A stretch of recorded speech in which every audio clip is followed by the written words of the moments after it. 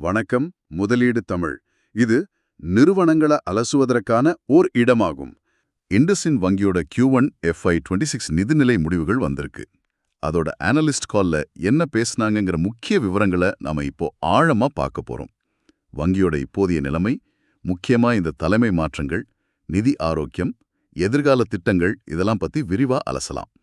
சரி, முதல்ல சேர்மன் திரு சுனில் மேத்தா என்ன சொன்னார்னு ஆரம்பிக்கலாம். அவரோட பேச்சுல முக்கியமா என்ன விஷயங்கள் இருந்தது? அவரோட ஃபோக்கஸ் நம்பிக்கையை திரும்ப கொண்டு வரது, அப்புறம் கோர் பிசினஸ சரியா நடத்துறது, டிரான்ஸ்பெரன்சி, கம்ப்ளையன்ஸ், நல்ல நிர்வாகம் இதெல்லாம் தான் முக்கியம்னு சொல்லியிருக்காரு. இது பொதுவா சொல்றது மாதிரி இருந்தாலும் அவர் குறிப்பிட்ட சில நடவடிக்கைகள் முக்கியமா படுது. ஆமா, வெறும் பேச்சா இல்லாம உண்மையிலே சில லெகசி இஷ்யூஸ சரி பண்ண ஆக்ஷன் எடுத்திருக்காங்க.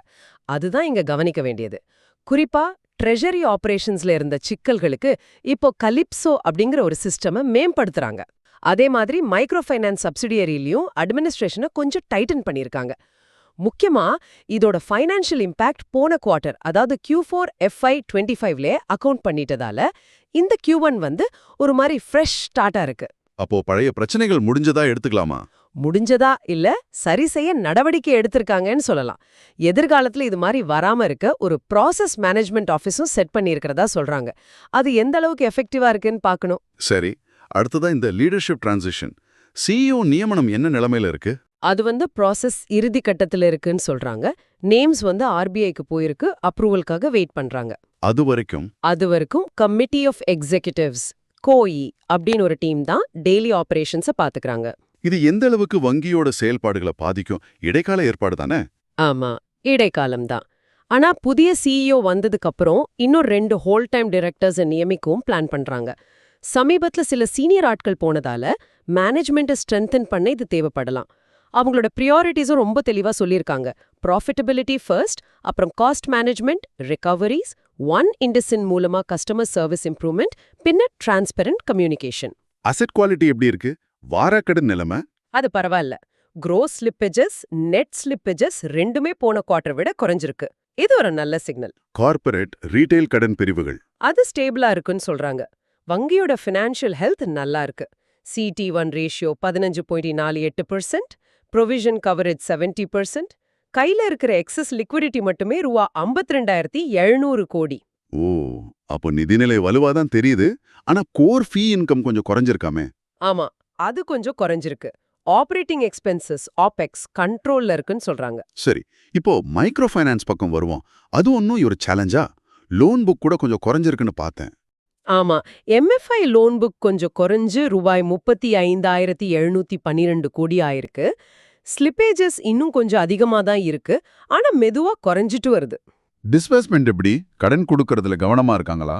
ரொம்ப கவனமா இருக்காங்க. Q1 டிஸ்பர்ஸ்மெண்ட் வெறும் ரூபா 6,000 கோடி தான்.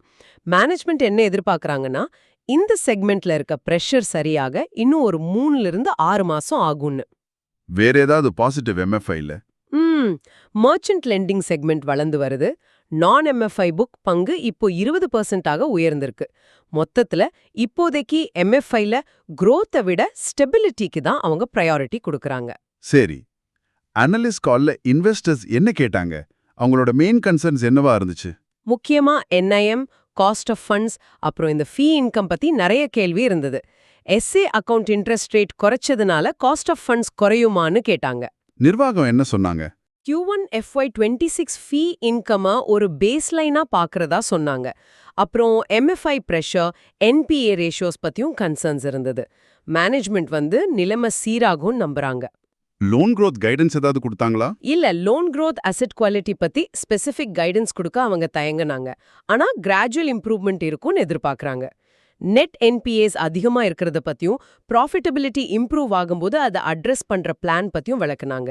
லீடர்ஷிப் பத்தி, RBI அப்ரூவல். ஆமா, அது பத்தியும் கேள்விகள் இருந்தது.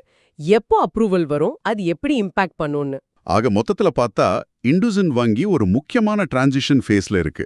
பழைய சிக்கல்களை சரி செய்யறாங்க, புது தலைமைக்காக காத்திருக்காங்க, நிதிநிலையை ஸ்டேபிளைஸ் பண்ண பாக்குறாங்க. ஆமா, மைக்ரோ ஃபைனான்ஸ் ஒரு தொடர் சவால் தான், ஆனாலும் மேனேஜ்மெண்ட் கொஞ்சம் காஷியஸா ஹேண்டில் பண்றாங்க. சரி, இப்போ நீங்க யோசிக்க வேண்டிய ஒரு விஷயம் இருக்கு. வங்கி ஸ்டெபிலிட்டிக்கு பிரையாரிட்டி கொடுக்கறதா சொல்றாங்க, குறிப்பா MFIல. ஆனா புது சிஇஓ வந்ததும் இந்த அப்ரோச் மாறுமா? ஆர்பிஐ அப்ரூவல் லேட் ஆச்சுன்னா அது வங்கியோட இன்டரிம் ஆபரேஷன்ஸை எப்படி பாதிக்கும்? இந்த ஸ்டெபிலிட்டி ஃபோக்கஸ் லாங் டர்ம் growth-அ தடுக்குமா இல்ல ஒரு ஸ்ட்ராங் ஃபவுண்டேஷனா அமையுமா? இதுதான் அடுத்த சில குவார்ட்டர்ஸ்ல கவனிக்க வேண்டிய ஒரு முக்கியமான கேள்வி.